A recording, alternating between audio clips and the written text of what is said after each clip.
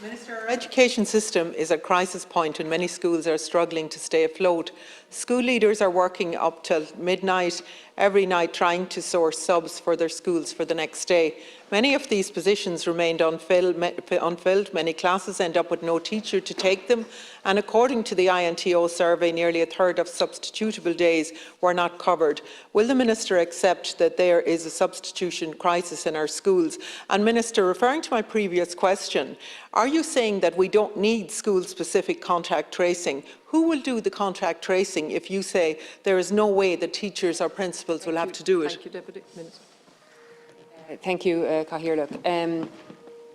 I would be the first to acknowledge that these are difficult and challenging times, not just presently, but indeed throughout the pandemic, for all school leaders, for all school communities. And there has been an extraordinary generosity by school leaders and school communities to do what needs to be done in terms of delivery of education, and indeed to pivot in other directions when it was not possible to maintain that delivery within the school setting and to provide remote teaching and learning. Certainly there are challenges continuing within the education sector, particularly you've referenced in terms of substitution, and I want to acknowledge that there has been extraordinary cooperation between the partners in education and others in terms of finding a pathway forward. It is more acute in some areas than others, and it is a considerable challenge. There have been significant, I suppose, measures put in place over the last number of weeks and again this evening. So, for example, following positive engagement with the HEIs over the last number of weeks and including today, we're now in a position to say that there will be an opportunity for the HEIs to facilitate release of PME and BEd Year 3 and 4 students to support schools up to the end of term. The HEIs have also agreed to explore flexible options in relation to the assessment requirements for programmes in the context of students being available to support schools also, which I think is an important consideration. Retired teachers returning to the classrooms until the end of the current term will not have their pensions impacted. Qualified teachers on secondment to the Department's Teacher Education Support Services will now be released and made available to the schools. The CPD programmes, which are being followed at primary school, all CPD where substitution is required, will be deferred until the February mid-term break, and it is intended that this CPD will be rescheduled, obviously, following the mid-term break. In terms of supply panels, there will be additionality also added to the supply panels, 100 added in the last week or so, a further 200, bringing us now to 680 teachers on a full-time basis available, and there are also other measures. I welcome all of these measures, and there are some efforts being made to tackle substitution in terms of deploying student teachers, albeit that we were calling for this for some time now, but it's only part of the solution. Much more can be done, and every school must have access to a substitution panel. This is an emergency and we need all hands on deck here. Student teachers will not solve this crisis alone. There are several hundred teachers on secondment to other bodies. I would not usually advocate this, but we are in an emergency. Surely it's time to identify some of these teachers to return back to classrooms. We know that principals are under incredible pressure to find sub-cover. We know that sometimes they have no other option but to deploy a special education teacher to cover a mainstream class.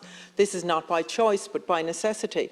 Last year, schools were able to bank those special education hours to protect special education teaching time for children with additional needs. I can't understand why this year, when the substitution crisis has deteriorated even further, banking is no longer an option. This is one thing you can do immediately, Minister. Thank you, Deputy Minister. Thank you, Cathaoirleach. Again, just to reiterate, and I want to be very clear about this, no one single measure is sufficient of itself to meet the challenges that, as I've said, are particularly acute in some areas more than others. I have already referenced the fact that those who are on secondment, particularly those who are on secondment to our PDST, they will be released and made available. and I think that's an important measure. I think it's important to say also that these measures, there have been a number of measures announced in the last while, and these are additional measures that are being announced today. Equally so, we're looking at, and you specifically referenced the substitution panels, as I have referenced also, where we now have full-time opportunities being employed, being made available to teachers to make themselves available for emergency cover in schools. These panels have been expanded. Prior to this government being formed, there were 6 of those in the country, and indeed we continue to keep that under review and add additionality with more than 680 teachers made available as well. There's also other, in terms of teachers and supply panels completing DRIHID in order to assist with the recruitment of teachers, and in the context of the pandemic, the teaching council has confirmed that teachers who secure posts in supply panels will also be eligible to complete DRIHID. Minister, you need to safeguard the special educational teaching. So my question is, will you reverse the decision to remove bank special education hours, yes or no? And Minister, I'll go back to my previous question again. Do you think that there's no need for school-specific contact tracing? And also, what happens with the time delay of having antigen tests delivered to schools? I really think that the teachers and parents need more clarity around that.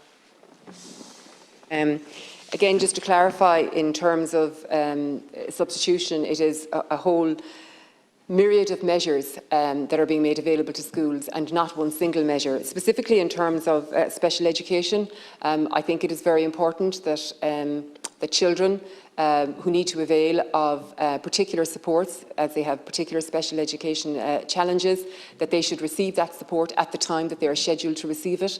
I don't think it is helpful to pit one group of students against another group of students, but I do think it is important that as the need arises and as students are timetabled for special education support, they should receive it at that time. In terms of contact tracing, again, I want to be very clear, and the reference you make to public health continue to be available to schools currently and in the future in terms of any particular issues that might arise in school. And I've already outlined previously what the new mechanism will be, bearing in mind that this is the expert recommendation of the CMO and of Public Health, who have supported the running of our schools right from the very beginning and the onset of this pandemic. Thank you.